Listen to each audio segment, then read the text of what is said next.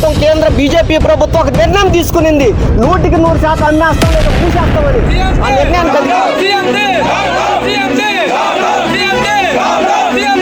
పట్టించావు, MP గారిని పక్కదో పెట్టించావు, జిల్లా కలెక్టర్కి తప్పుడు నివేదిక ఇచ్చి పంపించావు సెంట్రల్కి.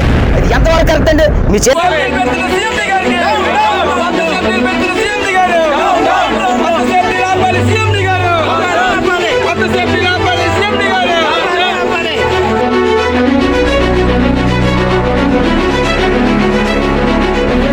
తప్పు చేశారని తీసిస్తారు. కొన్ని ఏజ్ అయిపోయిందైనా, లేకపోతే తనకి ఏదైనా మెడికల్ అన్ఫిట్ ఉందా, లేకపోతే తనకి ఏదైనా ప్రాబ్లం ఉందని తీస్తారా, కానీ పనికి చెయ్యట్లేదని తీస్తారా? ఏం ఉపాధిని తీసేయడానికి ఒకడు సంతకం పెడుతున్నాడంటే వాడు చెయ్యి గడగడ వణకాల. అందరికీ నమస్తే. ఈ రోజు మనం విశాఖ ఉక్కు నడి ఒడ్డులో ఉన్నాం అన్నమాట. సో విశాఖ ఉక్కు నిర్వాసితులు, అంతేకాకుండా ఉక్కు కార్మికులు ఏవైతే వాళ్ళ డిమాండ్స్ ఉన్నాయో వాటిని అన్నిటిని పిన్ టు పిన్ ఈ వాసు తెలుగు యూట్యూబ్ ఛానల్ నుంచి మీ అందరికీ చూపించడం జరుగుతుంది. ఎవరు చెప్పండి, ఎవరు చూపించలేని విధంగా ఈ రోజు విశాఖ ఉక్కు నిర్వాసితులు పడుతున్న బాధల్ని పాయింట్ టు పాయింట్ మీ అందరికీ చూపించడం జరుగుతుంది. ఓకే, మనకు కావాల్సింది నిజం. ఈ రోజు నా వాయిస్ 0.01% కావచ్చు, కానీ మనమంతా కలిస్తే ఆ వాయిస్ యొక్క వాల్యూమ్ పెంచవచ్చు. సో మీలో ఎవరైనా కొత్తగా మన ఛానల్కి వచ్చుంటే మన ఛానల్ సబ్స్క్రైబ్ చేయండి. సో అంతేకాకుండా ఈ వీడియోకి ఛానల్ లైక్ ఇవ్వండి. అలాగే కామెంట్లో సేవ్ వైజాగ్ స్టీల్ ప్లాంట్ అని ఖచ్చితంగా మెన్షన్ చేయండి. ఇలా మెన్షన్ చేయడం వల్ల ఈ వీడియో ఎక్కువ మందికి షేర్ అయ్యే ఛాన్స్ ఉంటుంది. సో మన ప్రాబ్లం కోసం అందరికీ తెలియాలనుకుంటే కామెంట్లో ఖచ్చితంగా వైజాగ్ స్టీల్ ప్లాంట్ అని మెన్షన్ చేయండి. లేట్ చేయకుండా మనం ఈ రోజు ఈ వీడియోలోకి వెళ్ళిపోదాం.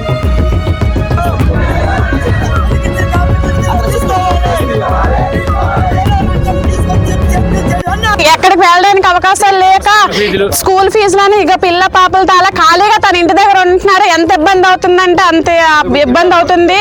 మాకు ఉపాధి ఎలా వస్తుందండి? మేము ఎలా బ్రతుకుతాం? పిల్ల పాపలతో మేము ఎలా బ్రతుకుతాం? తీసేసి ఇన్ని రోజులు అవుతుంది.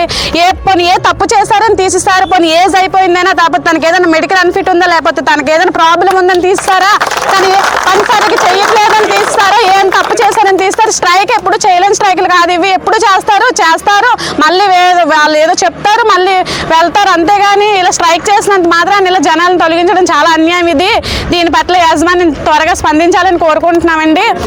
అలాగే నాలో ఎంతో మంది ఇలా రోడ్డు మీదకి వచ్చి ఉన్నారు పిల్ల పాపలతో. వాళ్ళ పరిస్థితి అంతా గవర్నమెంట్ అర్థం చేసుకోవాలి. ఈ స్టీల్ ప్లాంట్ యాజమాన్యం కూడా త్వరగా స్పందించి మాకు ఏదో ఒక దారి చూపించాలని కోరుకుంటున్నాను. లేదంటే మాకు మా కడుపుకోతకి అన్నిటికీ మీరే కారణం అవుతారు. ఈ స్టీల్ ప్లాంట్ యాజమాన్యమే కారణం అవుతుంది. మాకు ఏదైనా అయినా, మా పిల్లల భవిష్యత్తు ఏదైనా అయినా సరే మేము స్టీల్ ప్లాంట్ మీదే వస్తాం. ఇలాగ వస్తాం. ఈ రోజు మీ మొక్కలు వచ్చాం. మాలో ఇంకా చాలా మంది వచ్చి ఇక్కడ నించుంటారు. అప్పుడు ఏం సమాధానం చెప్తారో చెప్పండి స్టీల్ ప్లాంట్ యాజమాన్యం. దీని పట్ల త్వరగా స్పందించాలని కోరుకుంటున్నానండి. ఎందుకు వేస్తారండి? మేమే తప్పు చేస్తామని జైల్లో వేస్తారు మమ్మల్ని. మేమేం తప్పు చేస్తామని చెప్పండి. మేము అక్కడ కూడా వస్తాం. మేము ఎక్కడికైనా సిద్ధంగా ఉన్నాం. మేమేం తప్పు చేయలేదు. కష్టపడుకున్న వాళ్ళని తీశారు. కష్టపడుకున్న వాళ్ళు ఈరోజు రోడ్డు మీదకి వచ్చామండి. దానికి యాజమాన్యం త్వరగా స్పందించాలి. అందరికీ, ఈ నిర్వాసితులందరికీ కూడా త్వరగా డ్యూటీలు న్యాయం చేయాలని, వీళ్ళందరికీ త్వరలోనే డ్యూటీలు ఎక్కించాలని నేను కోరుకుంటున్నా. ఎక్కడికి వెళ్ళలే కాదండి, స్టీల్ ప్లాంట్ నమ్ముకొని 15,000 ఇచ్చే జీతాన్ని నమ్ముకొని ఎంతమంది ప్రజలు ఎంతమంది ఇలా బాధపడుతున్నారు. వీళ్ళందరికీ కూడా త్వరగా న్యాయం జరగాలని కోరుకుంటున్నాను. నిర్వాసితులందరికీ కూడా న్యాయం జరగాలని కోరుకుంటున్నాను. అది కాదా చైతన్యం అంటే? మీరు ఈ ఎమ్మెల్యే మీదనో ఎంపీ మీదనో ఆధారపడో, లేదంటే ఇంకోటి ఇప్పుడు మాట్లాడుకుంటూ వారు ప్రభుత్వాన్ని విమర్శించబాకండ్రా. మళ్ళీ వాళ్ళు ఏమన్నా మనకు సహాయపడకపోతే ఇది కూడా బాధ్యత. వాళ్ళు చేసే పని వాళ్ళు చేస్తారు. వాళ్ళకి రాజకీయంగా చాలా ఇబ్బందులు ఉన్నాయి. కేంద్ర రాష్ట్ర నిర్ణయానికి అది కట్టుబడి ఉంది. మధ్యలో వీళ్ళేమి ఎంత చెప్పినా సరే వాడినాలి అక్కడ. ఆ వినడం అనేది ఎక్కడి నుంచి వస్తుందంటే మీ ప్రజా చైతన్యం నుంచి వస్తుంది. ఆ ప్రజా చైతన్యం ఈరోజు విశాఖ ఉక్కు కర్మాగారంలో 15,000 మంది ఉద్యోగులు, 15,000 మంది కాంట్రాక్ట్ కార్మికులు తమ కుటుంబాలతో వస్తే 30-40 మంది వస్తే 40,000 మందికి సమాధానం చెప్తాడు కదా. వాడు వచ్చి ఎమ్మెల్యే వస్తాడు, ఎంపీ వస్తాడు, ప్రభుత్వం వస్తుంది. ఆ చైతన్యాన్ని మీలో ఎందుకు రగిలించుకోలేకపోతున్నారు? ఎంతకాలం ప్రయత్నం చేసినా 100-200 మంది, 500 మంది, 1000 మందిని తెచ్చుకోవడానికి తలనొప్పి. ఈ ప్రాంతం యొక్క తత్వం వాళ్ళకి అర్థమైంది కాబట్టి అదే ఈ CMD కలెక్టర్ చెప్పినా కూడా ఎండవ లేదు, ఎమ్మెల్యే చెప్పినా కూడా ఎండవలంటే ఈ ప్రాంతీయ అభిమానాన్ని ఈ కార్మికులు ఇక్కడ కానీ చూపించుంటే, ఆ రోజుల్లో పితృలు చూపించుంటే ఈరోజు విశాఖ కర్మాగారం ఉండేదా ఇక్కడ? ఈ రోజు కూడా ఇక్కడ చూపిస్తే ఈ సీఎండి ఇక్కడ ఉంటాడా? స్థానిక అభిమానాన్ని, స్థానిక ఇదిని చూపిస్తే వీళ్ళందరూ ఇక్కడ పనిచేస్తారా? ఎంత విశాలమైన హృదయం ఈ నిర్వాసితులది, అది అర్థం చేసుకోవాలా వాళ్ళు. కాబట్టి విశాఖ ఉక్కు కర్మాగారంలో మనోడు చెప్పినట్టు చాలని జీతాలతో పనిచేస్తున్నటువంటి వాళ్ళని రాత్రికి రాత్రి ఉన్నపళంగా ఒక ప్రత్యామ్నాయం చూపించకుండా వాడిని రాత్రికి రాత్రి వాడు పాసలాపాడంటే వీడికి ఎంత ధైర్యం? మేము 12,000 కోట్లు తెచ్చాము, అది పునరుద్ధరణ కోసం, పునర్జీవనం కోసం, పురాధమును దాన్ని విశాఖ ఉక్కు కర్మాగారం మళ్ళీ పూర్వ వైభవం కోసం అని చెప్పి మాట్లాడుతున్నారు. మంచిదే, మీరు 12,000 కోట్లు ఇచ్చారు. పూర్వ వైభవం అంటే ఏంటి? ఉన్న వాటిని కాపాడుకుంటూ ఏదైనా నిలబడిపోయి శక్తి లేకపోతే అన్ని రకాలుగా కాపాడుకొని ఆ శక్తిని ప్రసాదించేటువంటి మళ్ళా తిరిగి అది ముందుకు వెళ్ళడానికి అవసరమైన శక్తిని ప్రసాదించడం. ఆ శక్తి విశాఖ ఉక్కు కర్మాగారానికి మైన్స్ కావాలన్నారు. ఆ శక్తిని ప్రదర్శించాల్సిన మైన్స్ని తెచ్చుకోవడం ఎమ్మెల్యేలు, ఎంపీలు అందరూ వెళ్ళి మిట్టలోడికి, ఒక నక్కపల్లి దగ్గర మిట్టలోడికి పైప్ లైన్ పెట్టేవాడికి మెటీరియల్ ఐరన్ ఓర్ ఇవ్వమని అడుగుతున్నారు. ఇది విశాఖ ఉక్కు కర్మాగారానికి పూర్వవైపును తెచ్చే విధానమా? శక్తిని ప్రసాదించే విధానమా? ఇంకా 5,000 మందిని తీసేస్తే, ఉపాధి కోల్పోతే అది అభివృద్ధి కిందకి అవుతుందా? గతంతో పోల్చుకున్నప్పుడు ఇంకా మెరుగ్గా ఉంటేనే అభివృద్ధి అవుతుంది. నువ్వు విశాఖపట్నం స్టీల్ ప్లాంట్లో కాంట్రాక్ట్ వర్కర్స్ని తీసేస్తే 5,000 మందిని, కాంట్రాక్ట్ టీ కాఫీ అమ్ముకున్న వాళ్ళు 600 మందిని తీసేస్తే, విశాఖ ఉక్కు కర్మాగారం ఉప్పు నగరం టౌన్షిప్ అంటే ఒక అద్భుతం. 30,000 మంది పాపులేషన్ జీవించారు ఇక్కడ. అక్కడ ఉన్నటువంటి కాంప్లెక్స్లలో ఎంతో మంది, 100,000 మంది చిన్న చిన్న పనులు చేసుకొని చెప్పులు కుట్టుకునే వాళ్ళు, మిషన్లు దుక్కునే వాళ్ళు బతుకుతున్నారు. ఈరోజు విశాఖ ఉక్కు కర్మాగారం టౌన్షిప్ వెళ్ళి చూడండి, ఖాళీగా అయిపోయింది. ఇదే అభివృద్ధి? కొత్త కుర్రోళ్ళందరూ ఏదో కొత్త సొంత ఇళ్ళు నిర్మించుకుందామని చెప్పేసి, సొంత ఇళ్ళు కొనుక్కుందామని లోన్లు పెట్టుకొని అపార్ట్మెంట్లు తీసుకున్నారు. వాళ్ళందరూ ఇప్పుడు అమ్మకానికి పెట్టున్నారు. చూడండి, అగనంపూడి ఈ ప్రాంతం అంతా 2 సేల్ అని పెట్టున్నారు. ఇదే అభివృద్ధి? మొత్తం వ్యాపారం అంతా పడిపోయింది, రియల్ ఎస్టేట్ వ్యాపారం అంతా పడిపోయింది. కానీ వీళ్ళు పూర్వవైభవం తీసుకొస్తాం, అభివృద్ధిలో పెడతాం అంటున్నారు. ఇంతమంది విశాఖ ఉక్కు కర్మాగారం కేంద్ర విద్యాలయం మేమందరం నిరాహార చేశాము. కేంద్ర విద్యాలయంలో 1,300 మంది విద్యార్థులు చదువుతున్నారు. 1,300 మంది విద్యార్థుల్లో SC ST OBC రిజర్వేషన్లు అమలవుతాయి. 2 RT right to education act ప్రకారం పేదలకి 25% మంది పేదలకి ఉచితంగా విద్యను CBSE నా బిడ్డలు కూడా అక్కడే చదువుకున్నారు, ఇంటర్మీడియట్ దాకా.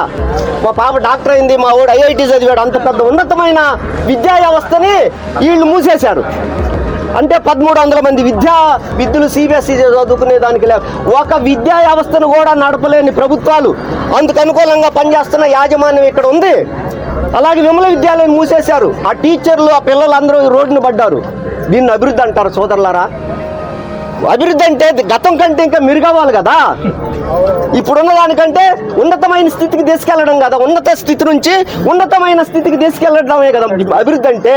మరి ఇంతమంది బలహీనపరిచే విధంగా నువ్వు చేసి మమ్మల్ని నమ్మించే ప్రయత్నం చేస్తున్నారే, ఇది ఎంత మోసం అది. కాబట్టి ఈ ప్రభుత్వం పునరాలోచించాలా. ప్రాంతీయ అభిమానాల్ని రెచ్చగొడుతున్నాడు సీఎండి. అదే ప్రాంతీయ అభిమానం కానీ చూపించినట్లయితే ఈ సీఎండి ఇక్కడ డ్యూటీ చేయలేడు, ఇతర ప్రాంతాల వాళ్ళు కూడా డ్యూటీ చేయలేడు. అందుకని విశాఖ ఉక్కు ప్రాంతంలో ఉత్తరాంధ్ర ప్రజల జీవనోపాధి కోసం నిర్మించినటువంటి విశాఖ ఉక్కు కర్మాగారం 20,000 మంది ఉద్యోగాలు ఇచ్చింది. 20,000 మంది కష్టపడి రైంబోళ్ళు కష్టపడి పనిచేస్తే ఒక 32 సంవత్సరాలకి sale tax, income tax, excise duty, డివిడెంట్లు అనేక రూపాల్లో ఈ ప్రభుత్వాలకి, కేంద్ర రాష్ట్ర ప్రభుత్వాలకి 1,00,000 కోట్లు కట్టింది విశాఖ ఉక్కు కర్మాగారం. 1,00,000 కోట్లు పన్నులు చెల్లించింది. అంతేకాదు 255 కోట్లు పెట్టి పరిసర ప్రాంతాలంతా అభివృద్ధికి దోహదపడింది. ఈ విధంగా CSR నిధుల కింద ఈ విధంగా చెప్పుకుంటే విశాఖ ఉక్కు కర్మాగారం కేవలం 3 ఏళ్లలో 4 ఏళ్లలో 130% ఉత్పత్తి చేసి ప్రపంచంలో చరిత్ర సృష్టించింది. ఇట్లాంటి కర్మాగారాన్ని నిర్వీర్యం చేసి బలహీనపరిచి ఇంకా మా వల్ల కాదు, నువ్వు వచ్చి పాలించుకోరా, నువ్వు వచ్చి తీసుకోరా అని మెట్టలు గడికి ఇవ్వడానికి ఈ కేంద్ర రాష్ట్ర ప్రభుత్వాలు ప్లాన్ చేస్తున్నాయి. ఆ ప్లాన్ ని మనం మన చైతన్యవంతంతో తిరిగి కొట్టాలి. మొత్తం ఉపాధి నిర్వాసితులతో పాటు భూమి పుత్రులతో పాటు 5,000 మంది నిర్వాసితులకు అన్యాయంగా తీసేసినటువంటి వాళ్ళకి ఉపాధి కోసం మనందరం కలిసికట్టుగా పోరాడాలి. మన ఐక్యత వీళ్ళని భయపెడుతుంది. మనం అందరం ఐకమత్యంగా ఉండి నిర్వాసితులు చేయాలి. నిర్వాసితుల ఉద్యమానికి మా యూనియన్ ఆఫ్ స్టీల్ ఎంప్లాయీస్ ఎప్పుడు అండగా ఉంటుందని చెప్పి ఈ సందర్భంగా తెలియజేస్తూ విశాఖ ఉక్కు, విశాఖ ఉక్కు ఇవ్వాలి. విశాఖ ఉక్కు నిర్వాసితులకు అందరికీ ఉద్యోగాలు, భూ నిర్వాసితులకు అందరికీ ఉద్యోగాలు ఇవ్వాలి. ప్రత్యామ్నాయంగా 5 ఎకరాల భూమి ₹1,00,00,000 నష్టపరిహారం ఇవ్వాలి. విశాఖ ఉక్కు. మే 20వ తారీఖున సమ్ములో పాల్గొన్నామనేసి మేనేజ్మెంట్ మ్యాన్ ఫోర్ ఎక్కువ తెరిచి తీసేశారు. చాలా మంచిది, మేనేజ్మెంట్ వరకు 100 కోట్ల వందనాలు. మరి ఈరోజు దొడ్డిదారిన ఎందుకు ఇక్కడ నువ్వు సెటిల్ చేస్తున్నావు, దానికి సమాధానం చెప్పాలి. అది చెప్పట్లేదు నువ్వు. జిల్లా కలెక్టర్ గారు 275 మందికి ఎస్టీసీ గారు సంతకాలు చేసి అప్రూవ్ చేసి సీఎండీకి పంపించారు. నువ్వు జిల్లా కలెక్టర్ మాట వినకపోయి, స్థానిక ఎమ్మెల్యే గారి మాట వినకపోయి, ఎంపీ గారి మాట వినకపోయి, ముఖ్యమంత్రికి మాట వినకపోయి, మరి నువ్వు ఎవరి మాట వింటావు? 16,500 మందికి ఆర్ కార్డు నువ్వు జారీ చేసావు. అందులో 8,000 మందికి ఉపాధి ఇచ్చావు. ఉపాధి పొందినటువంటి వాళ్ళు ఎవరు రారయ్యా? ఈ విధంగా నేను చెప్తాను, నీకు క్లారిటీ ఇస్తున్నా. నీకు ఉపాధి పొందినటువంటి వాళ్ళు ఎవరు రారు. తక్కువలు ఎవరు ఉన్నాయి? ఇంకా 8,500 కార్డులు ఉన్నాయి. 8,500 కార్డులు స్టీల్ ప్లాంట్ మీద జీవనోపాధి బతుకుతున్నటువంటి వాళ్ళు తిప్పు కొడితే 2,000 మంది ఉంటారు. తక్కువలంతా హెచ్పిసాల్లో డాక్యార్డ్ ఇటు దగ్గర అర్చన చేసుకుంటారు. నీవు ఇచ్చేసి తొక్కలో జీతాలకి వాళ్ళకి నచ్చక అక్కడ వెళ్ళిపోయారు. మా దగ్గర శక్తి లేక, చదువు లేక మా భూములు తీసుకొని మా చదువు లేక ఐటీ చేసాం. ఐటీకి నువ్వు డిప్లొమా పెట్టా, ఇంజనీరింగ్ పెట్టా, ఉద్యోగ అవకాశాలు ఇవ్వట్లేదు నువ్వు. అందువల్ల నీ దగ్గర ఇచ్చినటువంటి 15,000కి 16,000 రూపాయలు చేస్తానికి మేము స్టీల్ ప్లాంట్లో 2,000 మంది చేస్తున్నాం.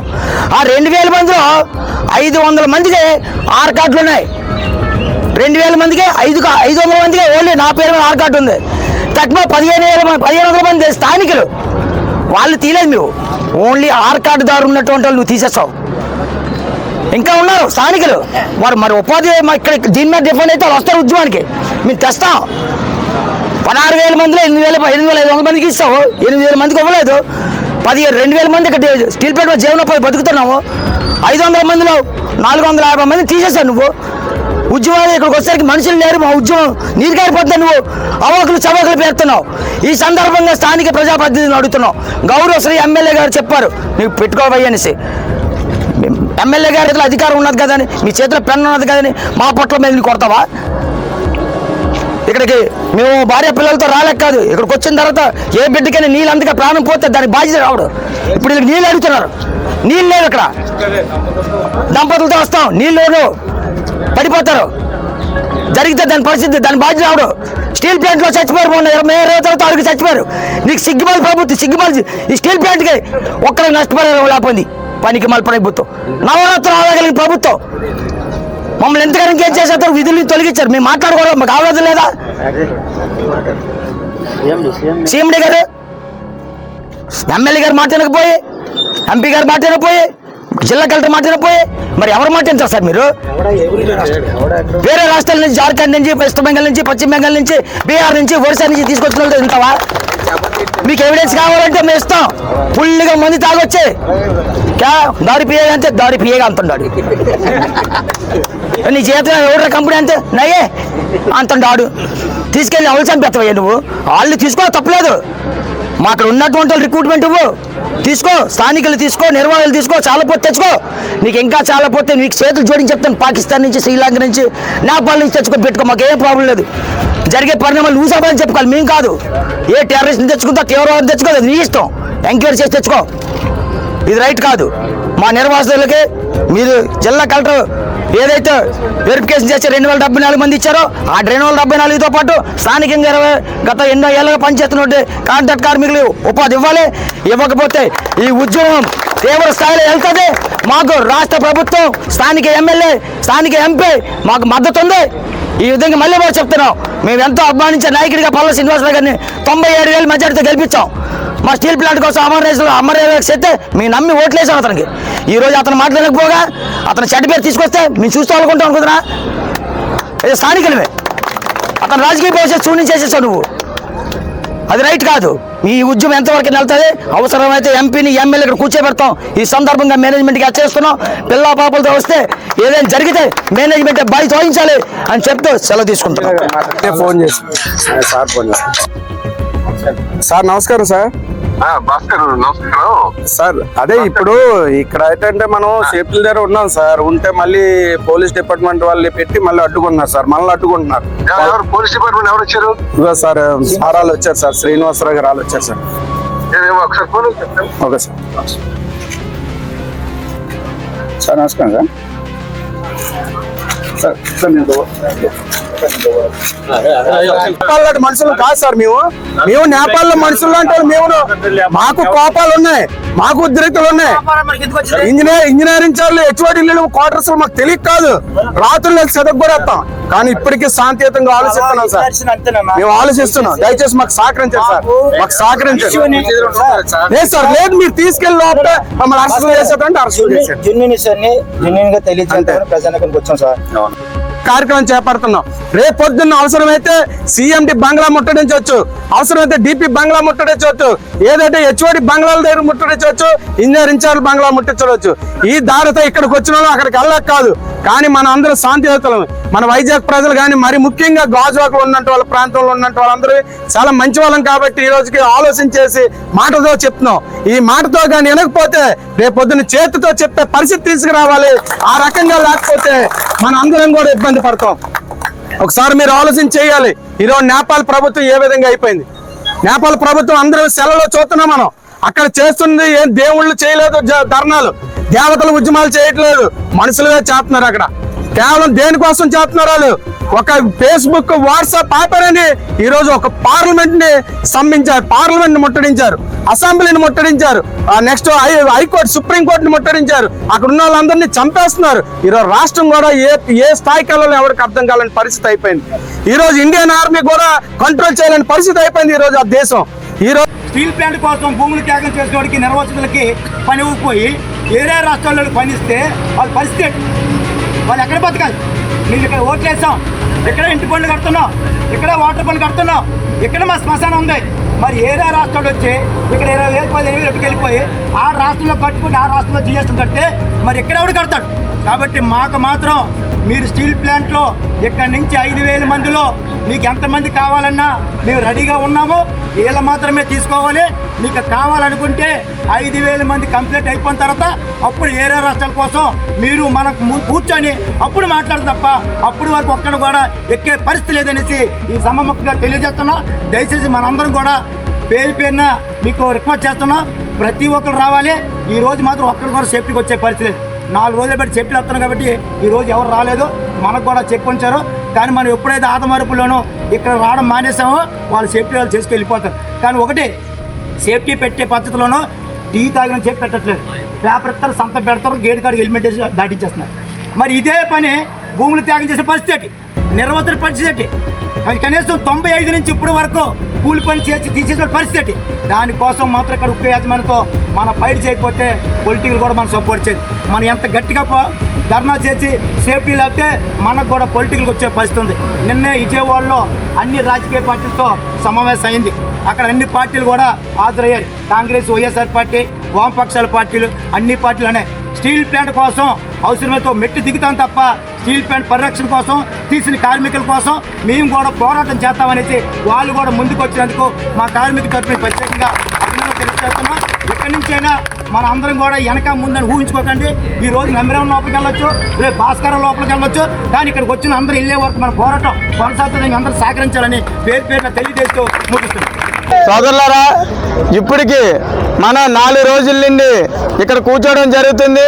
4 నెలల నుండి ఎమ్మెల్యే చుట్టూ తిరగడం జరిగింది. ఎమ్మెల్యే గారి చుట్టూ 4 నెలలు తిరిగితే ఈరోజు 4 నెలల తర్వాత ఇక్కడికి వచ్చి కూర్చోవడం జరుగుతుంది.